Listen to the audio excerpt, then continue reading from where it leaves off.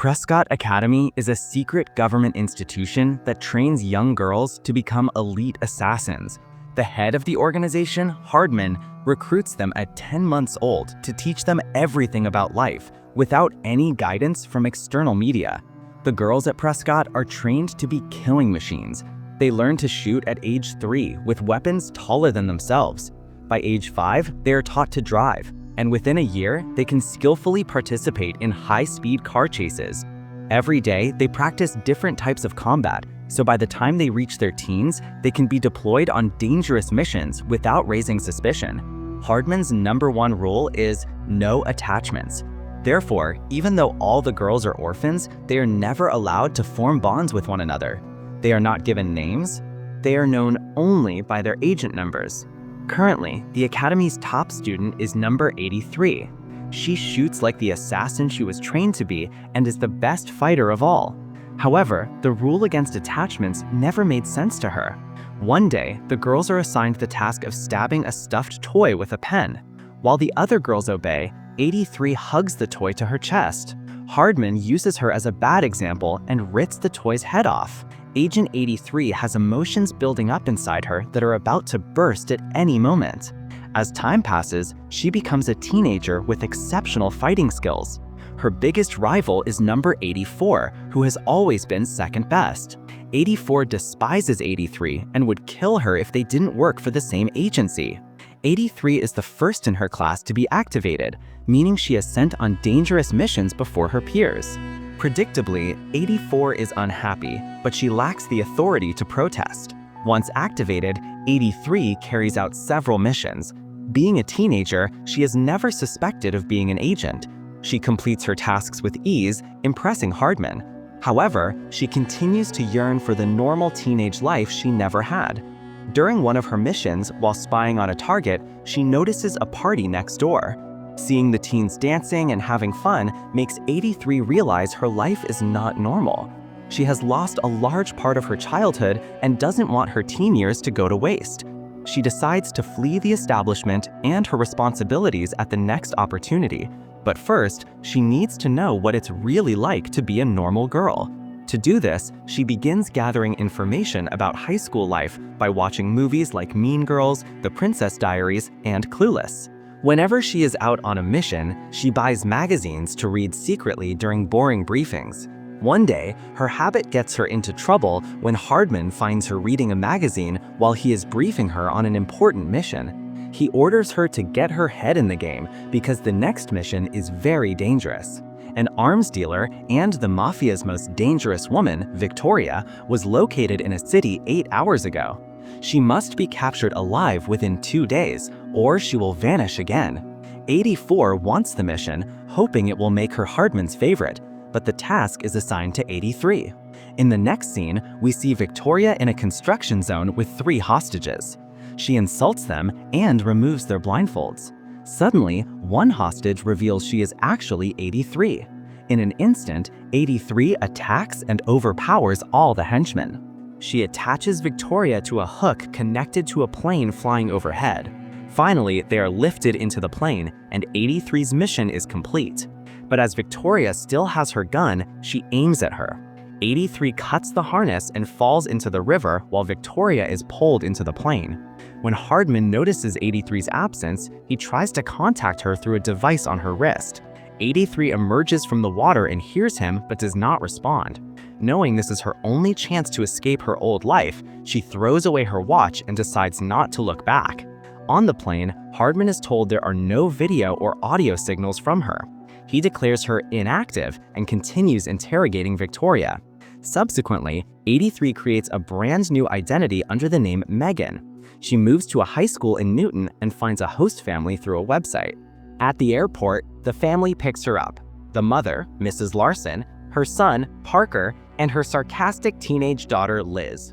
Liz is not happy about Megan's arrival and finds it hard to adapt to her presence. She thinks it's weird that Megan gets excited about normal things like riding the school bus. Still, to please her mother, she agrees to help Megan at school. On her first day, Megan dresses in a ridiculous outfit, making everyone stare. Within minutes, a bully named Gooch calls her fresh meat while everyone laughs. To make her feel better, Liz gives her clothes with fewer prints.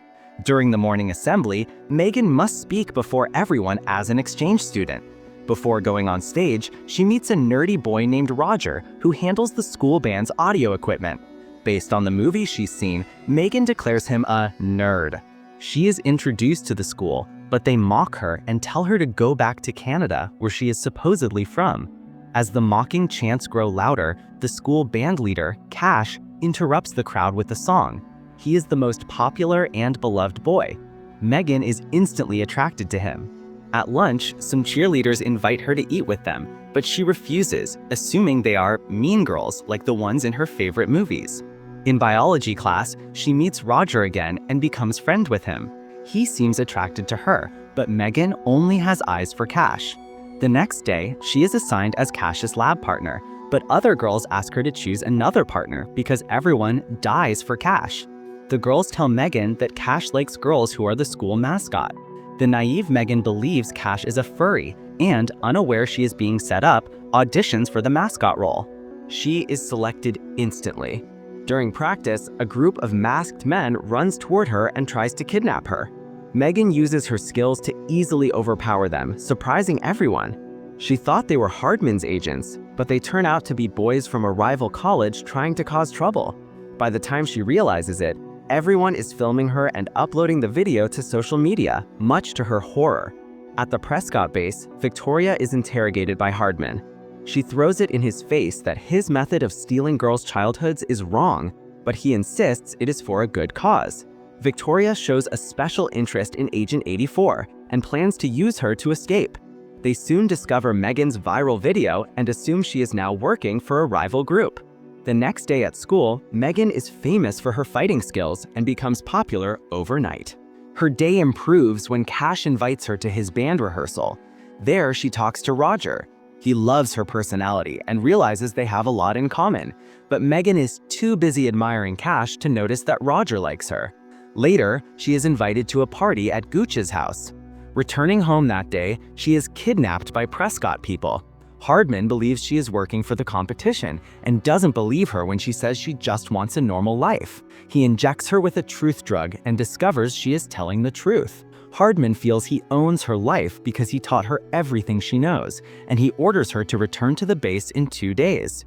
His people leave her on her porch to make it look like Megan is simply drunk.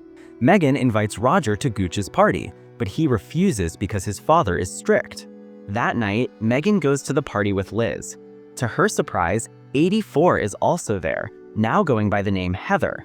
Megan believes Hardman sent Heather to watch her, but Heather neither confirms nor denies it. Roger also shows up at the party looking for Megan, but is disappointed to see her kissing Cash. At the end of the night, Cash asks her to be his date for the homecoming dance. The next morning, Megan gets on the bus and sees that Hardman is disguised as the driver. He is there to warn her that Victoria has escaped Prescott and plans to seek revenge on her.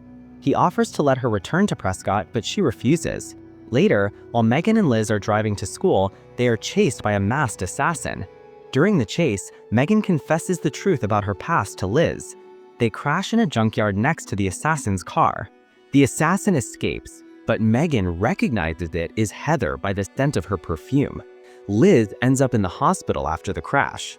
Megan wants to leave before more people get hurt because of her, but Liz thinks abandoning them would be worse. From that day on, they get along very well. Megan tells her everything about her life as an agent. They shop together for dresses for the dance and prepare for the special night. Liz goes out with Gooch, who seems to have changed, though Liz doesn't understand that once a Gooch, always a Gooch. Meanwhile, Cash and Megan go together. Megan thought the night would be special, but Cash barely talks to her. She realizes his entire personality is based on being popular. She leaves him and goes to Roger to ask for a dance. To her surprise, he rejects her and leaves with his date for the night, Heather. The girls argue over who gets Roger and end up fighting, destroying the venue's decorations. They end up in the kitchen, where Heather is about to stab Megan. Liz sneaks up and stabs Heather in the leg with a corn dog stick. Then, Megan hits Heather in the head and knocks her unconscious. The girls run home and see that Victoria and her people have taken Mrs. Larson and Parker hostage. Megan fights efficiently until Liz is captured. She stops resisting for the family's safety, hoping Hardman will come to save her. Victoria laughs at her naivety and reveals that she was the first Prescott girl, number 1. Like Megan, she also left Prescott because her childhood was stolen. She challenges Megan to a one-on-one fight and defeats her easily. Suddenly, Hardman arrives with reinforcements. They break in and knock Victoria out with a tranquilizer gun. Megan hugs Hardman, thanking him for the help. In the final scene, she stops Roger while he is driving home and takes him with her on a helicopter ride.